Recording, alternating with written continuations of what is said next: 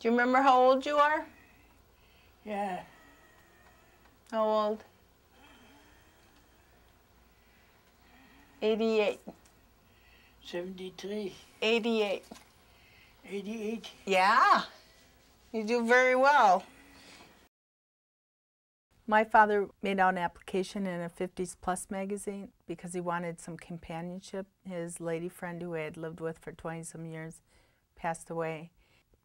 He just wanted somebody to go to movies with. She answered it, and she seemed nice enough. She told about herself. He said he'd like to meet her, and he did, and everything seemed very nice in the beginning. But then she, slowly but surely, she wouldn't let me or my brothers or any of his friends see him. This woman had my name taken off of all my father's phone numbers as far as if my dad was in the hospital or if my dad went to a doctor. She had total control. It was probably a really good 2 years that I didn't have any contact with my dad. I feel she was just waiting around for him to die. I would have to find out through friends if they had seen my dad. It was the only way I could tell if he was okay. Martin used to be a crossing guard. He started to join us at our breakfast club, and him and his lady friend used to come and join us. That's where we really got to know him. He has a tattoo on his arm. I asked him what the tattoo was, and he told me that he had been in Auschwitz. We just started doing a lot of things together. He's always been just a very sweet person. But suspicious things were coming up and things she was saying. She would not even let us know that he was in the hospital until after he already came out of the hospital. So we weren't visiting him either. I didn't know how to get in contact with him because she wouldn't let me talk to him. So I figured the only way I could do it was to call the Milwaukee Department of Aging to see what they could do for me, if they could check on him.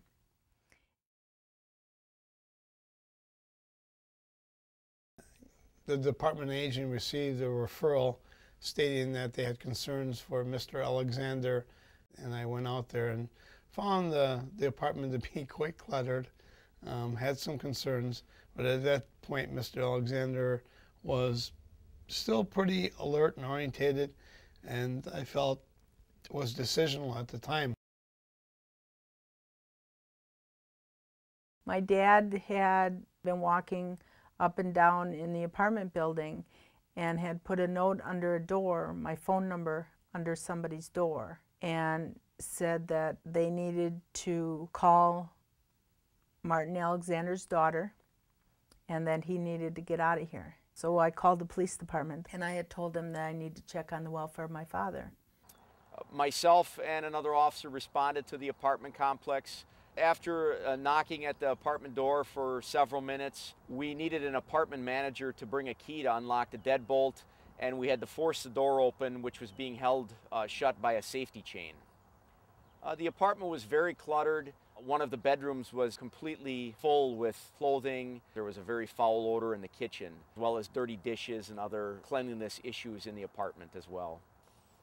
The living room shows a large pile of clothing right near where Martin's chair was located, where he spent the majority of his time. And he spent the better part of his days, and often a lot of the nights, sleeping in the same chair in the living room watching a small television set.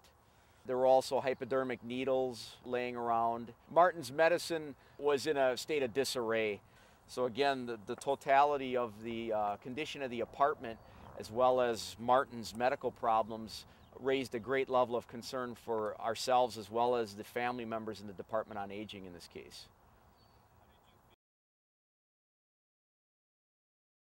I knew already the situation because I had been there before. And this time I was not real pleased with what I saw. I saw a decline in Mr. Alexander, and this time I really knew I had a situation where I had to get Mr. Alexander out of there because I knew it wasn't a safe situation for you.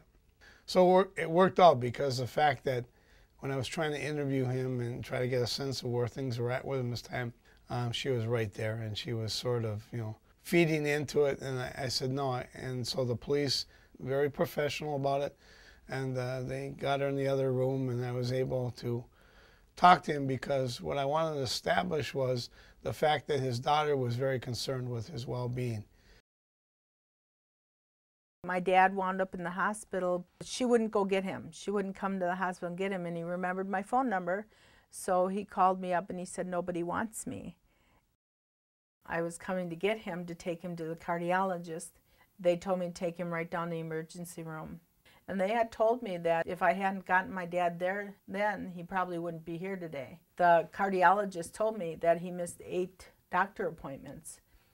I guess I wish the cardiologist would have called me and told me that my father wasn't making his doctor appointments. Then I could have done something about it. Social workers from St. Luke's came and talked to me, and they said, "Your dad can't go home." So, I mean, he went right from the hospital there to here. Now I know he gets his medicine, he's getting all the food he needs, he's just being taken care of, and I can see him. The grandchildren can see him, the great-grandchildren can see him, and everybody that was taken out of his life are back in his life. Love you. Love you too.